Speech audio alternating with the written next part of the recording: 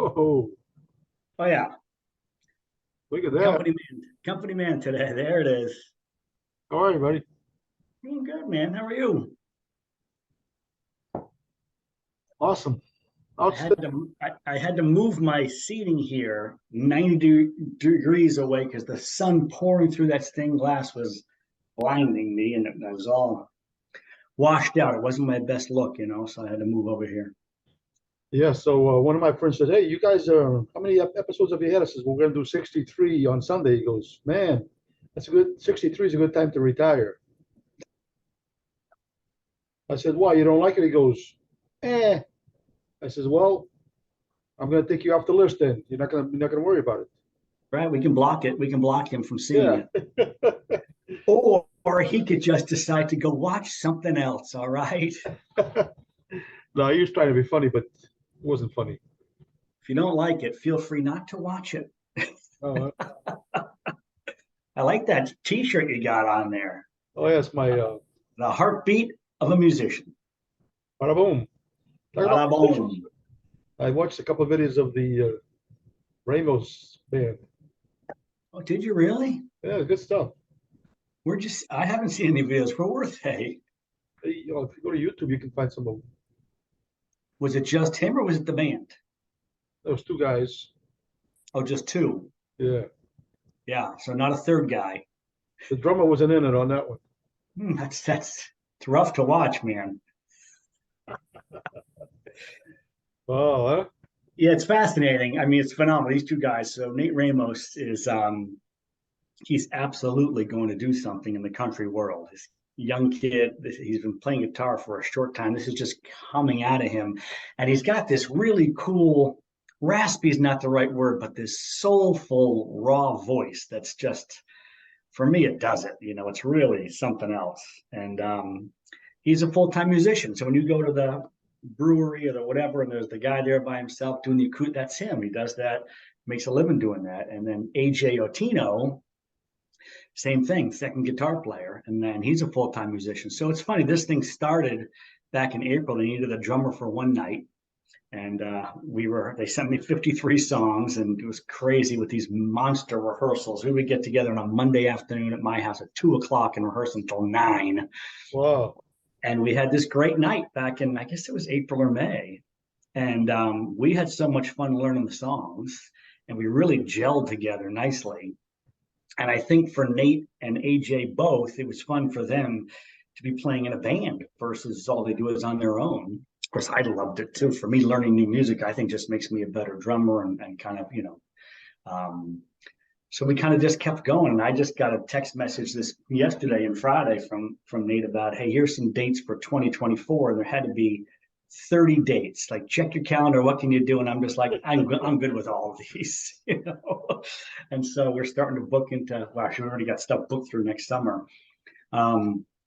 But there's not a lot of video of the three of us out there yet that I know of. So you just saw the two of them doing something, and they're tremendous together. But a nice backbeat of a drummer, you can't. So we just played Wednesday afternoon, the Big E. I was telling you about this last week, which is a big country fair. It's bigger than that. This is out in Springfield, Mass, and runs 17 days. And I think the woman who let us in said 1 million people come through the gates over that 17 Wow, days. that's crazy. Massive. And you kind of felt a little bit like a touring musician. We had to park in this spot, and I had to call this phone number. And this young woman, Mia, was escorting us in through the gates. And there was thankfully a drum set on stage, but I'm carrying my cymbals and throne and stick bag and set up, sound check. You know what I did for the very first time was I had years and years ago, I had some in-ear monitors made for me with the molds and the ears custom, and they go down to a pin. And I never really was able to use them. And AJ was helping me out because these guys use them and said, you need to buy this in-ear monitor wireless system so it clips onto my belt loop, and then the sound guy gets the other piece. And so I was wearing my in-ear monitors for the first time ever, and I was able to have the feed to me be whatever I wanted it to be from the sound guy. I'm like, I need more vocal here, more guitar over here. And so you're kind of shut off from the world because you're watching it happen, but all you're hearing is what's here. So it's this funny disconnected experience. but because I'm hearing exactly what I need to be hearing, my confidence went from here to here, Yeah, that's and it cool. was awesome.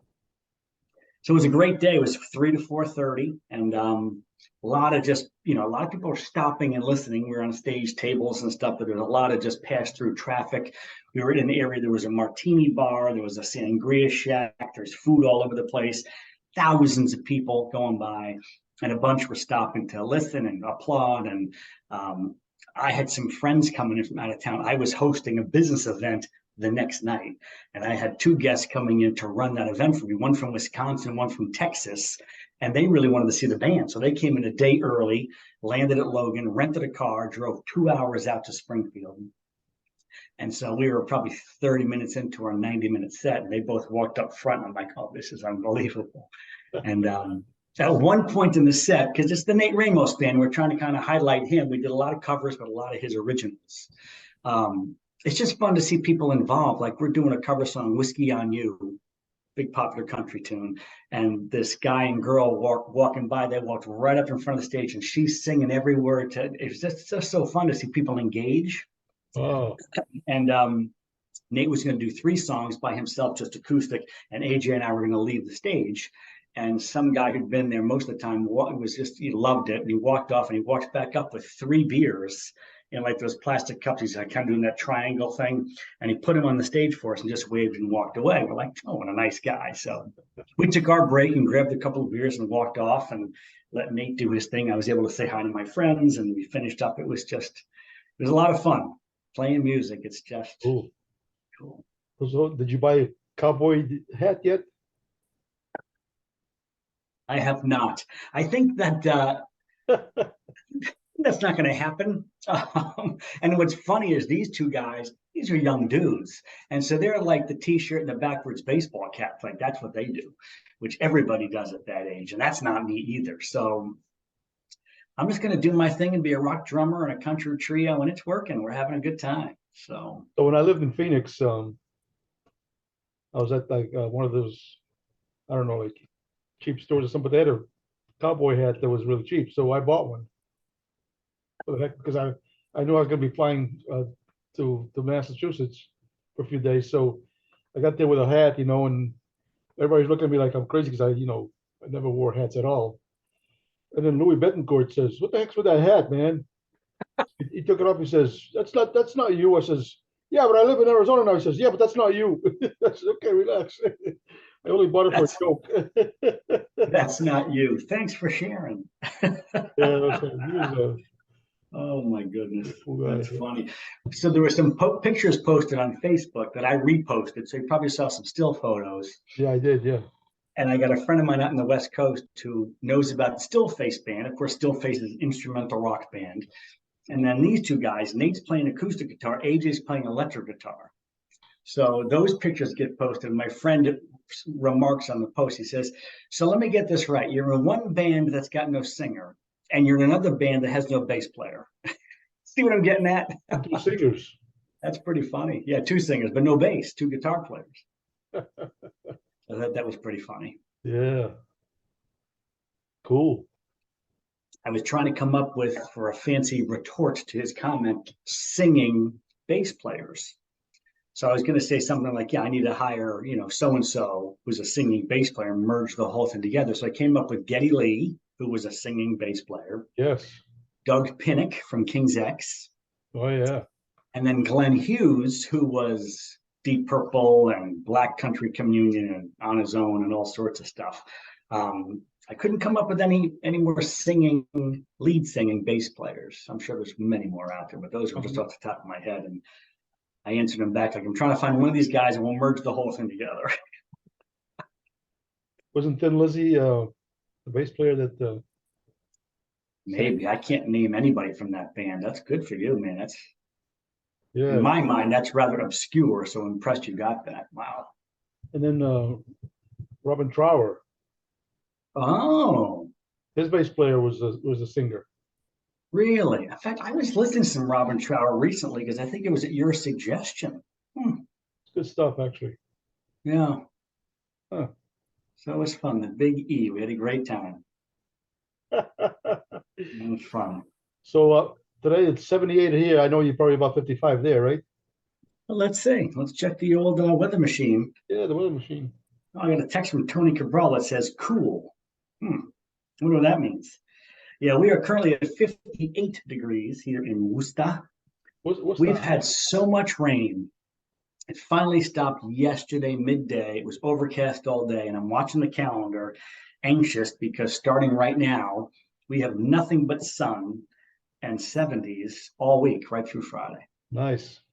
Yeah, it's overdue. So Friday was a crazy day. I had a sales meeting that was canceled in the morning, which is usually half my day. So I'm like, perfect. I can, and I had to run around and see a couple of um, customers that were revisits, which I don't do a lot of, but they were revisits. And I had to drive, I got to drive from Worcester all the way out to Springfield, Longmeadow, and then had to go all the way up north to the country, Montague, and then back down. And then I drove to Milford that night to have dinner with my niece and nephew, which I do every couple of weeks. And it rained, literally, it was pouring the entire time. I must have driven 300 miles and it was pouring the whole time. Hmm. And I got home from dinner with the kids at about 7:30 that night. And it was a great day, but I was strangely exhausted. And I remember like, wow, it's effort to drive in that kind of driving rain. It takes it out of you. Oh yeah, you gotta be awake. Oh, and then and then the weekend before was rain and the Porch Fest got rained out. So we've had a lot of rain and now we got some gorgeous sun and I planted some grass and so that's growing. We're doing good. Nice, huh? In, in fact, I got the sun pouring through the windows here and I'm realizing just how dirty the windows are now. So I actually added that to my list today. Wash the windows. Yeah, I there's got a whole list of fun things to do today. So one window right behind you, so your head is blocking most of it, but not all of oh it. yeah, that's why I do that. I got to do this. Hold on. Oh, Yeah, that's not big it's- enough. Let me just, if I did that, then I'm blocking me. That's not going to work. no, but Hold on. There we go. yeah, that's perfect. Wow. Good stuff, man. So you mentioned Betancourt first. I didn't bring it up, but since you did, Okay. I just saw the Instagram page or advertisement for the Thanksgiving turkey jam Yeah, I saw that. happening at the Hudson Portuguese Club on the Friday night of Thanksgiving weekend. I'm not sure if that's the 24th, but somewhere in there. Yeah, that's when they always do it. Yeah. So this is funny. Here's the story I love to tell. Last year, Lynn and I saw Ringo Starr, Paul McCartney, and a few other shows. And then we saw the Betancourt Brothers Jam. That was her favorite gig all last year. Yeah, they're awesome. I know. All five of them were up there singing, a whole band behind them. Then they had the whole horn section. So I don't know what they're going to do this year, but it's going to be amazing, and we're absolutely going to be there. I'm in the kitchen. Lynn's in the upstairs office, and I took a picture of it off the phone the other day, and I sent it to her. And I said, "Put this in your calendar." And I got home yesterday. She's like, "Did you buy tickets yet?" And I go, "No, not yet." And she was like, "It's going to sell out," So which it will, but we got a little bit of time, I think. one of the Betancourts is Teresa, who lives here in Tampa. Mhm. Oh, she's in Tampa. Yeah, she can sing, man. Wow. I think she's on. I think she was on stage last year singing. I forget whose daughter that was, but I think she was part of this last year singing. I don't know. I didn't see her in the videos that I. There were a couple of women on stage singing different Oh, there was times. Louis' daughter, Maria, and then Nuno's daughter was singing with her. I think Nuno's daughter sang with somebody. They were kind of doing a duet, one microphone. With Duet's the Maria, wrong yeah, word, yeah, but yeah. I don't know who it was. Maybe it was Maria. But Fun. there's a type of Portuguese music called fado, Fado, which is almost like what the blues is to America. The fado is Fado, Fado. Fado, and Teresa she sings that amazingly well. So it's crazy. Hmm. In fact, they did a Portuguese song. I'm sure I still have it on my phone, and it was dark. And Nuno talked about it, and then they did it, and I forget what it was, but it was just rhythmically, it felt like dark. And he talked about it was a vampire thing. What was the name of that? Remember this? We talked about it. Something vampire and I don't know. Wow. in Portuguese, obviously. So Because every time I get on stage and I would sing, yeah, would say, "Do you know how to play? Do you know how to sing Far, Far Away?" Huh? I don't know that song. Yeah, just go far away and sing it over there. Wow. that's funny. It was. I'm thinking back to the Big E gig. So I'm sitting kind of behind these guys. They both have microphones, and all of their none of it was planned, but like their banter with the crowd and like, hey, we're the Nate Ramos thing, all that stuff. They traded it back and forth. It was outstanding. And because we had in-ear monitors, when we wanted to talk to each other, you really had to kind of like yell. And I Yeah. was saying something to somebody about something, and Nate turns around and says to me, "We're going to get you a microphone." I go, "Be careful what you ask for. You really don't want me to have a microphone. I mean, I'm happy to talk to the audience, but you don't want me doing anything close to carrying a tune." I'm sure you can sing. I'm sure you can sing. Uh, I'm just laughing thinking about that. That'd be awful. But yeah, Wow. so that should be fun. I'm looking forward to that Betancourt jam. I don't think we have any concerts between now and then. Um, hmm, interesting. Are you a fan of Joe Bonamassa? Yeah, I mean, I'm not sure you can be a musician and not certainly appreciate his musicianship. And in fact, the band I just mentioned, that Glenn Hughes, the singing bass player, sang in was Black Country Communion. Joe Bonamassa was on guitar, and Jason Bonham on drums. That's a cool band. Yeah. And they did 3 or 4 CDs. I think Derek Sherinian's on keys, who was with Dream Theater. Really cool rock band. If you like Glenn's voice, which is unique. Um, and I think they stopped I don't know this to be true. I think Joe Bonamassa was just really wanting to do his own thing. So what's he up to these days? I know you're a big fan. Well, you know that venue that I went to see. Silver King Brewing Company. No, no, the oh my God, what's his name? Peter Frampton. Oh yeah, yeah, yeah. I told you about that venue that's outside, and it's right like just when Yeah. you go to Clearwater Beach, it's beautiful. And Terry surprised me with a ticket for Joe Bonamassa for that venue. Wow. I always wanted to go see him, but his tickets are so expensive. Like I got at the Ruth Eckerd Hall, which place that I love to go to for a show. And Terry said you're worth it. No, not there. It was like 350 for a show. So I said, I'm not going to do that. No. But all of a sudden, Terry found that thing and saw she knows that I like him, so she sent me a text. She said, "Hey, check your text." So the text was my ticket to Joe Bonamassa. Wow. Wow, Did it happen yet, or is it coming up? no, it's coming up. But Joe Bonamassa, when he was a kid, like 8 years old, BB King found out about him because he was already playing the guitar real well, and BB King would call him and bring him in to play with him in the show. Yeah. Just a cool little kid. It's amazing. Wow. I don't know much about his history, where he's from, or who he played with coming up, but the name is out there. And of course, anybody would have been crazy not to form a band around him, but I think he just was trying to do his solo thing. I don't know. Yeah. But And I then, wonder who's playing. He's not playing by himself. He must have a band with him, right? oh yeah, he has a band. Yeah. I wonder who's in that band. That's interesting. So he's on tour. When's it? When is it? You're in the next month or so? Yeah, I think, but I don't remember the date. But anyway, there's the two sisters that play. One plays the guitar, the other one plays a slide guitar with a Mm-hmm. strap. What the name? The name of the band is the name of their grandfather. Um, Really? Oh, um, Larkin Poe. Larkin Poe, yeah. So, You turned me on to them. Yeah, they're cool. so I was watching the thing where Joe Bonamassa is playing on a cruise ship, and the keyboard player for um, the guy that had Dave Letterman. Oh, Paul Schaefer. Paul Schaefer was with him, but then Really?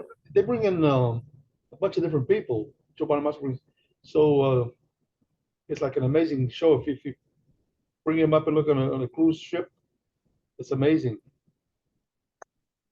Joe Bonamassa, Paul Shea. I'm gonna check that out. It must be on YouTube.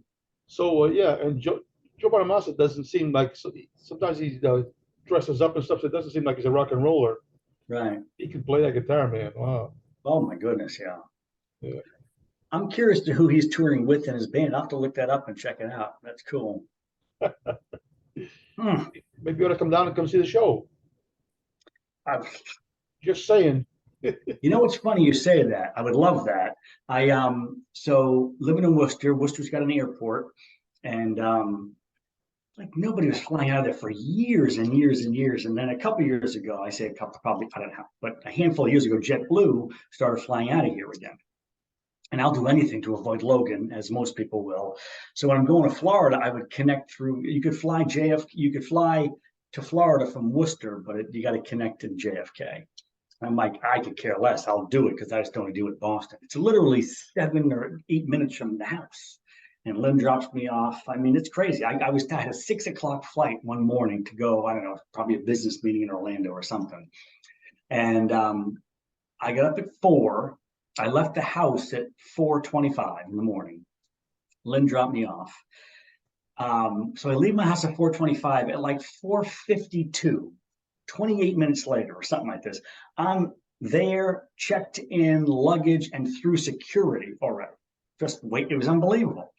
Then you had to connect through JFK. So I got an hour, hour and a half, whatever. I got a laptop, I got a book, and so now what they've done is they got direct flights. So I can go JFK or not JFK. I can go Worcester to Orlando direct. Oh, I'm Nice. loving this. Yeah. So years ago, I used to fly out of Worcester. I think it was, I don't know if it was Piedmont or something. It was like it was an airline used to go out of there or something. Way back. I remember doing that too. Yeah, it was pretty cool. We were probably on some of those same flights together. But I bet so way back they used to do Worcester to several destinations in Florida one way, direct, I mean. And I wonder if Tampa's one of those. So That'd be awesome. Tampa Airport to me is like awesome because it's so easy to get in and out of there. Mm-hmm. And when you go there, you go to the parking garage, and the first hour is free. So if I'm going to pick somebody up, like I can park there and grab the elevator, go into the thing, and bring them in. And then there's no charge. They will say, "Oh, I'll take care of the parking." I says, "No, it's free." They always say it's so easy to get in and out of that airport. It's amazing. And that airport's what, a half an hour from you? Close. Yeah, 20 minutes. Nice. I'll have to check that out and see if they go direct Worcester, because at one point they were doing West Coast, East Coast, further south like Sarasota and Orlando, all of them direct. So I hope they're coming back to that. So the Turkey Jam is it October or November? It's November, right? Yes, the day after Thanksgiving, that Friday night. Thanksgiving, yeah, I was forget what month that is. Let me tell. So here we are in October. It's October 1st. My God, how did that happen? Yeah, November 24th. It's a Friday night. Yeah. So that'll be a good time. Good time. Tampa.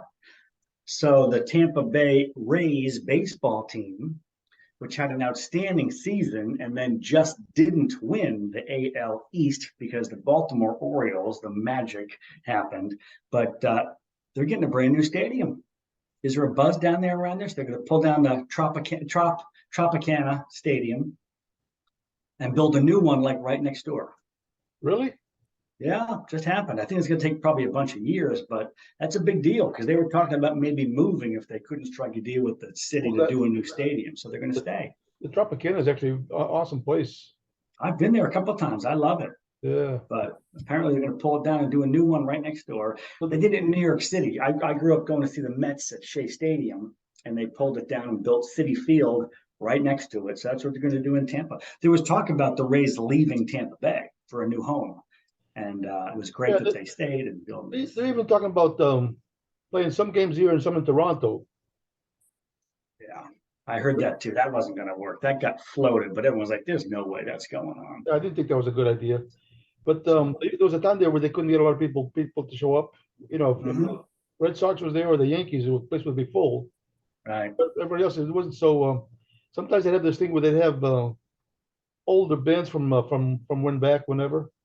Oh yeah. You go there. I can go. That's right. You saw some band there after the game. Who was that? I remember that. I know, but I saw a lot of games there. But a lot of games with the. Sometimes I go just for the concert. Yeah, They play the game, and then after that, there'd be like a band that was like maybe an old band from a certain time, and they'd go and they'd play, an hour or whatever. It was so cool. It was amazing. that's really different. I love that. I remember you told me about that years ago, and you saw somebody who was a big name. I was like, wow, I mean, they were an older big name, but And that was because interesting. because it's a dome, it was air conditioned, so you're inside. Yeah. It was really cool. Wow. You get a new ballpark coming to Tampa. It's interesting. You said Red Sox and Yankees. So the American League East, which is the most competitive league in baseball, is Yankees, Red Sox, Tampa Bay, Baltimore, and Toronto. And Red Sox, Yankees are always vying for it and all that stuff. This year, the Red Sox finished last in fifth place. The Yankees finished second to last in fourth place. And the Baltimore Orioles, who are always in the basement, have won 100 games. I think they lost last night, but they've won 100 games, which is unusual. I think only two teams have done that this year. And I heard yesterday the Baltimore Orioles set a record from having gone a season, the shortest time between having lost 100 games and having won 100 games. And they just did it. They lost 100 games 3 seasons ago, which is hard to do, to lose 100. And then 3 seasons later, they win 100. And they're Wow. like America's underdog. It's pretty exciting for them. Crazy, huh? Because that was another park, Camden Yards. I've been there once, that they just couldn't fill with their hometown people, except when the Red Sox or the Yankees showed up, it would fill. And there's like two or three different teams that when they do the spring training right here in Tampa. Yeah, yeah. There was a time when we first came into to this area, like especially during the preseason game, Mhm. people weren't going, but you could go if you went like to a convenience store, they'd have tickets for free. Oh, it wasn't free, it was like $1, I think it was, but so you get free ticket for $1 to go, and you sit in the back. But if you wanted to move up to better seats, you could pay $9 and Right. yeah. It's funny. So Red Sox this year, it's been awful, and the fan base. I mean, season ticket holders who spend a lot of money were just leaving in droves because they were feeling like ownership doesn't care. Right. They're invested. They own the Liverpool football team, soccer, and all their resources are going there. And so for the first time in decades, Fenway Park wasn't getting sold out every game Huh. because they could do nothing and collect all the money. And that started changing 2 years ago, and then this year a lot. So I'm hoping that ownership is listening and got there. They also removed a big operating manager, but a big office guy there and making some changes because they have to. Um, the Yankees were in Fenway Park not too long ago. Maybe it was you. Someone just told me this, and they were selling tickets for $5 to see the Yankees at Fenway, and they didn't even Wow. sell it out. They didn't even sell it out. That's crazy. Years ago, my son, he grew up here going to Fenway, and there was no Worcester Red Sox at the time. He loved baseball, and he was 10 years old. And he came to me and says, "Do you think we can go see some other baseball parks?" And I went, "Yeah." And I've told the story before. What happened was over the next 6 years, we did like a pilgrimage every summer to baseball parks. And we've been to probably 13 from literally Miami to Montreal out to Detroit. And we drove up to Montreal. The Expos, the 2004 was their last season because they became the Washington Nationals. So we drove to Montreal in one day, down and back, up and back. It was somebody told me it was 4 hours away. It's not 4 hours away. Somebody told me it was. I'm like, we could do that in one day. So we did. Afternoon game. But we always try to get decent seats, and I'll splurge a little bit. So I think I spent like $45 on seats that were good box seats on the first base side. And just to have them ahead of time, you can't drive to Montreal without tickets. And I just needed the peace of mind. We get there, they were so bad, and there's no one in there, Olympic Stadium, that they had a promotion that said $5 any seat in the house. And I walk in with my $45 tickets, like whatever. It's interesting. So I'm sure you remember. You have a good friend that played a soccer game at Fenway Park. Would he be co-hosting a podcast with me as we speak? Today, yes, of course. It Today, yes. was Played amazing though. soccer at Fenway? Yeah, so there used to be a soccer team in Boston, and Wow.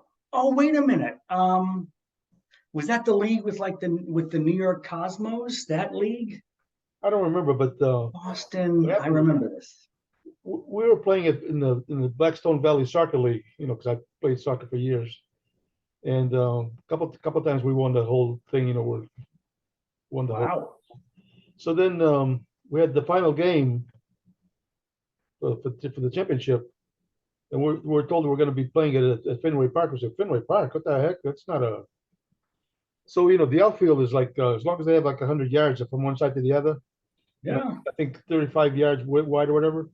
So the other thing, I think it was the Boston Astros, Okay. or something like that. But anyway, during the halftime, they take a halftime 15 minutes. But during the halftime, we played two 15-minute sides. Ah, so you played during their halftime. You got to play it. That's pretty cool. So one time, one of my friends from Hudson sent me this newspaper that he found. There was an old newspaper, and it had a picture of us on there. You know, soccer boys from Hudson played at Fenway Park. And so he's looking at me. I'm looking at the thing at the photo, and I was one of the guys in the photo, and it had the names in there and stuff. So my son Josh is a big Red Sox fan. I mean, huge Red Sox fan, right? I says, Josh, I know you've never had any reason to be proud of your dad, but right now, I got a reason for it. He goes, what's that? I said, I played a soccer game once at Fenway Park. He goes, oh yeah, right, Dad. So I took a picture of the thing and I sent it to him. He goes, what the heck? What happened there? I says, they told me one of these days, one of your kids will be proud of you if they see this. That's why they did the thing.